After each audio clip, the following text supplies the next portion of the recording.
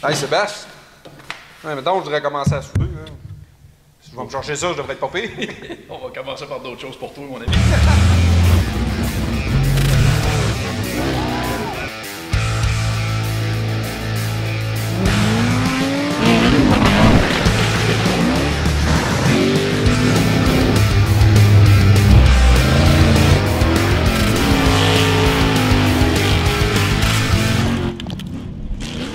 Salut la gang, Chronique Soudure numéro 2.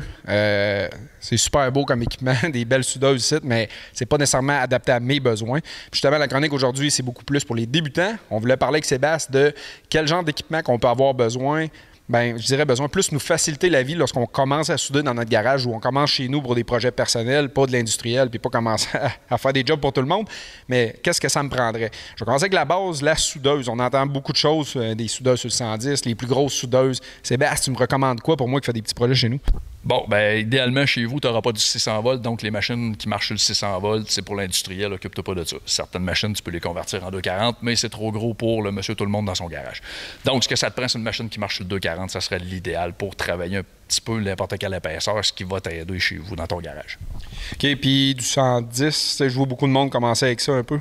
Bien, du 110, ça marche. Je peux pas dire que ça marche pas. Sauf que tu vas pouvoir réparer ta pelle de jardin, des petites affaires, puis des petits tacs si t'es là, mais ça sera jamais efficace si tu veux commencer à te faire un trailer. Si tu veux commencer à te faire de la tubulure pour ton châssis de char de course ou peu importe, idéalement, tu vas aller avec une machine qui marche sur le 240. OK, je comprends. Puis anyway, si je commence à vraiment aimer ça puis je vais en faire plus, ben là, je suis limité avec ma 110. Puis je vais être obligé de m'acheter plus gros à un moment donné. Fait que je suis aussi bête de commencer tout de suite avec du plus gros calibre. Ensuite, les casses. Souvent, c'est le premier item qu'on voit. Mon Canadian Tire, j'ai exactement ça. Moi, parce que j'en fais pas beaucoup. Y a-t-il une grosse différence pour quelqu'un à la maison? Tu me conseilles quoi? Bien, c'est sûr que la différence, c'est sûr, c'est le prix. La qualité aussi, on ne le cachera pas. Dans l'industriel, les gars vont utiliser beaucoup des vitres panoramiques, des grosses vitres, parce que tu utilises ça 40 heures semaine. Chez vous, tu utilises ça une couple d'heures la fin de semaine ou peu importe. Regarde, le Canadian Tower, la petite vitre électronique, puis ça fait le job, puis c'est pas trop cher. C'est efficace. Bon, ça c'est bon à savoir. Donc, mon petit casque pour mes besoins est bien adapté. OK, ensuite, on va parler... avant de souder, on prépare notre matériel un peu. Je vois qu'il y a beaucoup d'outils ici. J'aimerais ça que tu me parles un peu de ce que je peux avoir, ce qui serait bien pour me faciliter la vie, pour préparer mon métal. Bon, idéalement, pour nettoyer ta pièce, on va avoir la bonne vieille molle un quart qui est idéale pour enlever soit de la rouille, de la peinture ou peu importe. C'est sûr, si tu as au lait mince, un 16 ou un 8, ça y fait, mais il faut y aller plus doucement parce que c'est quand même assez rough.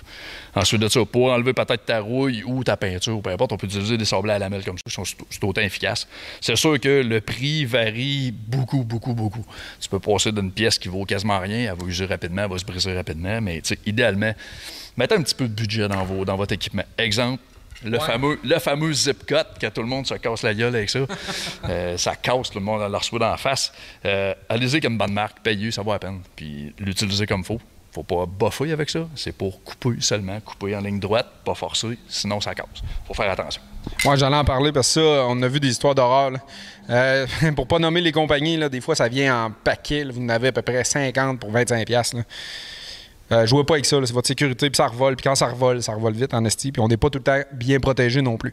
Parlant de protection, les gants, on va parler des gants. La veste, on va parler des vestes aussi.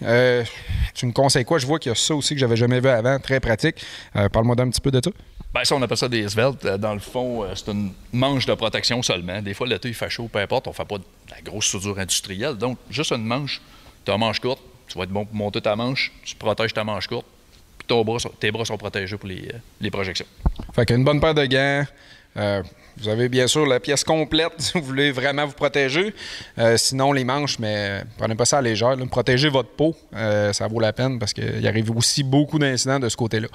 Sinon, tenir mon métal, travailler avec mon métal, je vois que tu as un paquet de serres, tu as des aimants. Passe au travail vite fait un peu. Bon, à travers ça, ben regarde, on a les fameuses C-grips. Si des fois on a 2 tôles à jointer, on les jointe ensemble, donc c'est plus facile à assembler. On a des pinces à chaîne pour la tuyauterie. On a les bonnes vieilles C-grips que tout le monde connaît. Ça, c'est un classique. Tout le monde prend ça, c'est l'idéal. Ensuite de ça, on a les fameuses équerres aimantées. Ça, moi, j'ai adoré. Je suis souvent tout seul dans mon garage. Fait que c'est comme une paire de mains additionnelles. Très pratique. Quand tu travailles tout seul aussi, tu me parlais des équerres. Tu sais qui est modifié un peu. Là. Explique-moi ça un peu. Bien, en fait, c'est quand on est à plat et on a besoin d'être plus centré avec soit un tuyau ou avec un tube ou tout simplement être bien installé avec la bonne hauteur, parce que bien souvent, notre équerre va rentrer par en dessous du tube, tandis que là, avec ça, ben, on est plus centré sur notre tube au complet. Ça va mieux pour l'assemblage. Ensuite, je vois que tu as des produits ici en canne liquide anti-spatter, anti-projection. Ouais. C'est quoi ça? Puis ça, j'ai aucune idée c'est quoi. Nozzle dip, le bon vieux nozzle dip. Dans le fond, quand on a parlé l'autre semaine dans ton autre chronique, la buse qui venait compactée de projection. Dans le fond, on trempe notre buse à l'intérieur, on fait juste en mettre un petit peu, ce qui fait que ça protège notre diffuseur, notre contact type, ce qui évite que la projection colle aussi dans notre poignée. Ensuite de ça, on a l'anti-spark. Dans le fond, l'anti-spark, c'est facile, c'est un petit jet de spray. Il ne contamine pas notre pièce. On est capable de souder au fil solide ou FluxCore. Puis les projections ne colleront pas sur la pièce. Ça va t'éviter d'avoir à boffer, gratter comme un fou. Puis ça s'enlève facilement. Juste en passant le gant, bien souvent, ça part. Ouais, c'est comme un petit corps gros, une petite huile, mettons, là, puis la projection ne va pas coller. C'est bien, je vois que tu as des pinces aussi, mais c'est pas le genre de pince que je suis habitué de voir. Ça sert à quoi, ça? Bon, on appelle ça des pinces de soudeur, dans le fond. C'est que tu as une pince qui sert à tout faire. Nettoyer ton diffuseur, ensuite de ça, dévisser ton contact type, couper ton fil ou démancher tout simplement ton nozzle quand il est collé, puis avec ça va très bien. Okay, c'est comme le couteau suisse des pinces à soudeur. Ensuite, brosse. Bon, là, on n'a pas besoin de passer 10 minutes. Une bonne brosse d'acier, j'imagine, pour un coup que tu as fini de nettoyer un peu ta soudure. Oui, effectivement. Coup de brosse. Lime, je pense pas que tu vas le t'évader de prison, là, mais elle est différente. C'est une vieille lime, puis des fois, ça l'aide juste pour enlever les projections, pour gratter les projections. On passe la vieille lime, on utilise ça, on l'aiguise au bout, puis c'est un métaux qui est trempé, donc beaucoup plus résistant que si vous prenez juste un petit morceau de fer aiguisé. On va être trompe-toi pas de cacane. Là, je sais que ça fait beaucoup d'équipements. C'est sûr que vous n'avez pas besoin de tout ça. C'est juste des petites recommandations. Au fil du temps, vous pouvez accumuler et acheter ce matériel-là. Je dirais de prioriser la sécurité surtout, de vous protéger les yeux comme il faut, le casque, les gants, les manches, protéger votre peau. Toi, Sébastien, as-tu un petit conseil à donner pour les débutants? Bon, ça donne rien de gaspiller une fortune dans des équipements tout cassés comme de l'industriel. Allez-y de base, puis ça va faire la job en masse. Amusez-vous, surtout, amusez-vous la gang. Un petit like, un petit partage, puis marquez en commentaire. Prochaine chronique studio, vous aimeriez qu'on parle de quoi? Merci la gang.